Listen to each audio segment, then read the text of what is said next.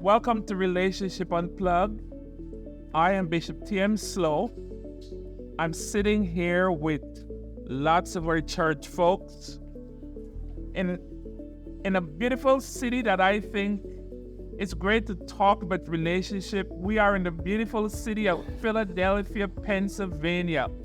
If you did not know, Philadelphia is called the city of brotherly love.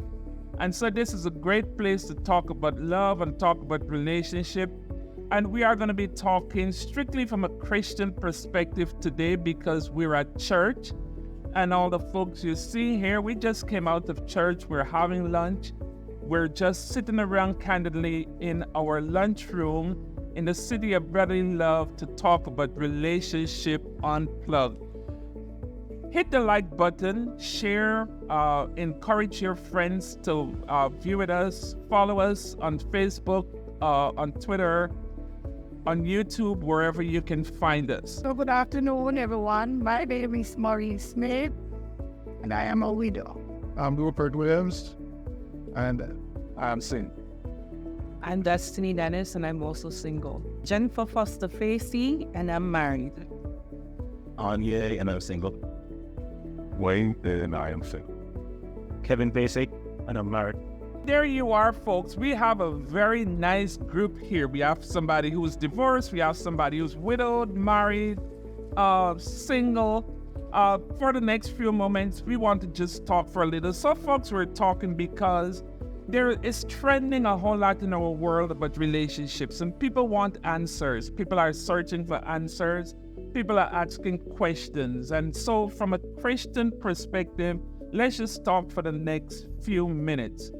I want to start off by talking about long-distance relationship, because it's a big question out there, big buzz.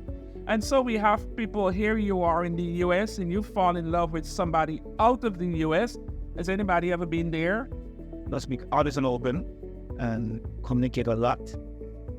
And those the choosing everything that they do because you're over there and first is over here. Sometimes it can be very difficult, especially when you guys time difference and stuff like that. So otherwise, to be honest with the partner, to be truthful, it's about communication and do a lot of things together.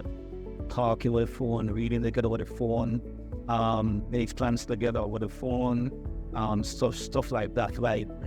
You watch the movie, you guys can watch the movie on YouTube, watching the same movie on YouTube, and after you guys speak about it, be engaged and stuff like that. It's all about doing things together. You have to do a lot of sharing as well. Finally, on long-distance relationship, what did you find one of the greatest challenge? Well, one of the greatest challenges is the person not being present. That's one of the greatest challenges, the person not being present. Because there are some time when they want to do things with the person. We like to go to the mall with the person. Well, they have to be up the mall and FaceTime and honey, I'm buying this, I'm getting this, what you think. You know what I mean? How would the person beside you, he's not unburdened. And you put your mind in a very good space. You know, there are lots of people who would like to find love. And there are some people who would not go nowhere further than where they are for love. And I would like to just share with you today, probably the love of your life might be some other part of the world. And here we are, we have a living testimony for somebody who had a long distance relationship lasting more than a year. It worked out and they're happily married with a kid also. So we have somebody here who is a widow, right? How difficult or how challenging is it as a Christian person to be widowed? The challenges is that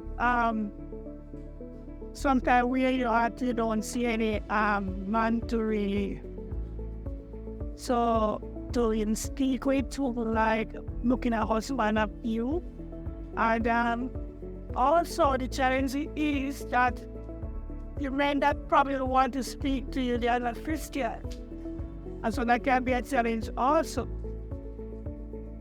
And then here's another challenge, because sometimes you think you let go, where you don't let go, so you keep comparing rent to the husband that died. Thank you. We appreciate that contribution. So I've been married and been widowed and looking, and that's a very important point. And I like to tell somebody who might be listening, you were married, you're widowed, you're looking again. You've got to be able to come to a place to let go of the past. The person is dead.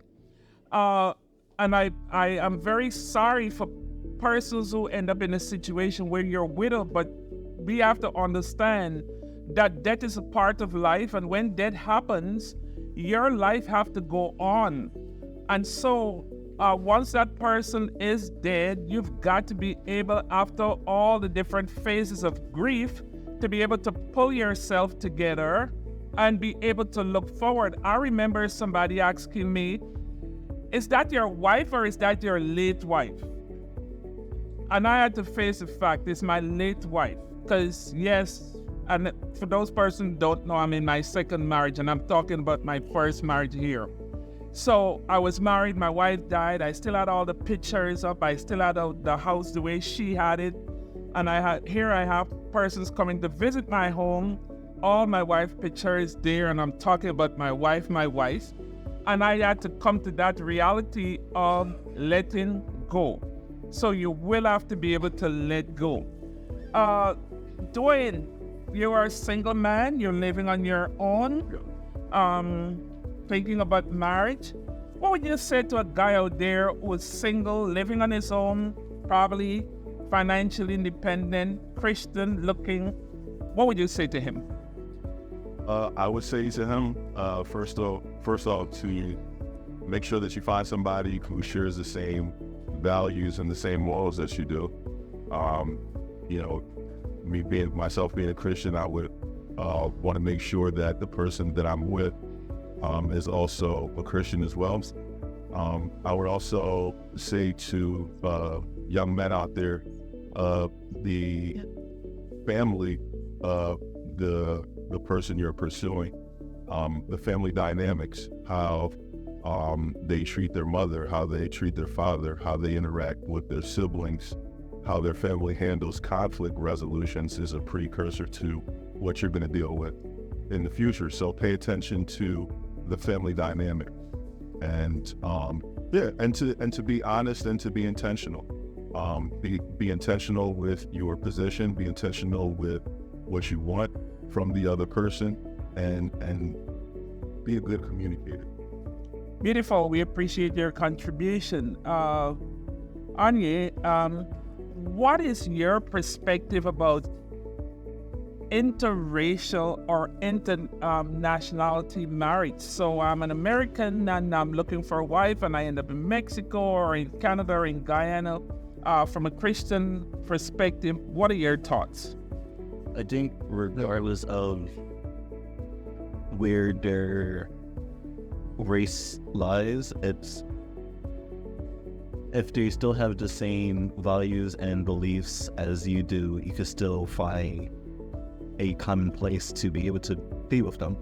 So it doesn't matter if they aren't the same as you, they have similar views as you still.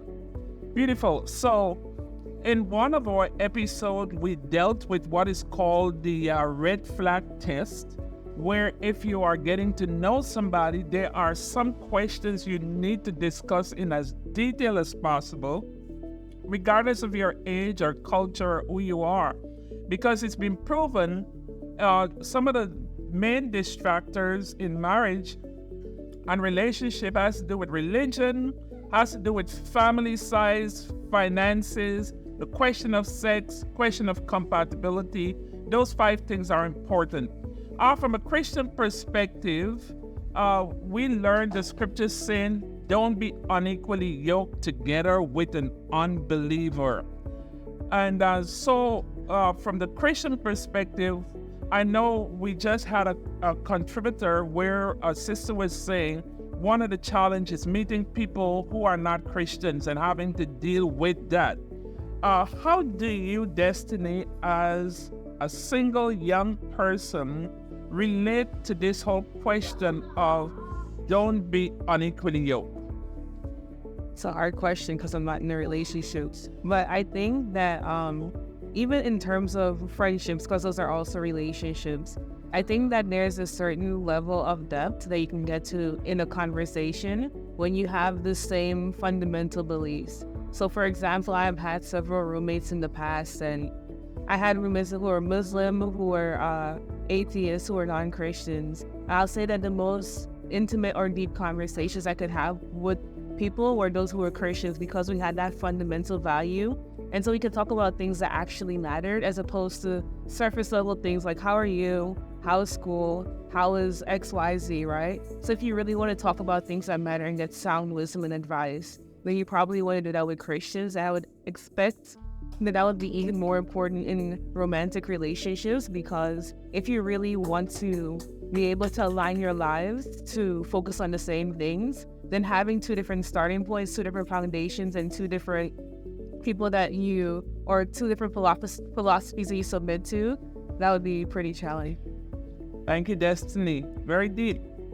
And so we have a special young man here just beyond Destiny. I always call him the celebrity. So, he's single and rich. So we got to make this thing a little lively, right?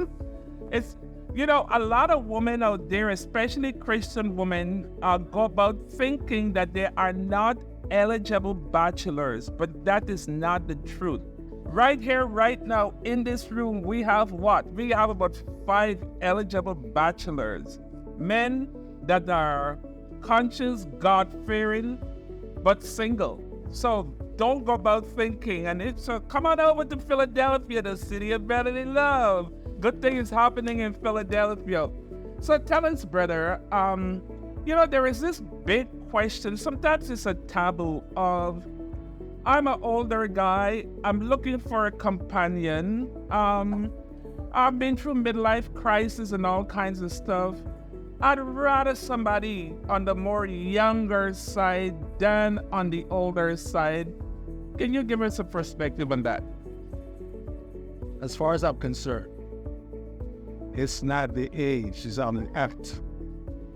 And as looking at it from my point of view, is that if two people are engaged, they have to be at a point where they understand each other.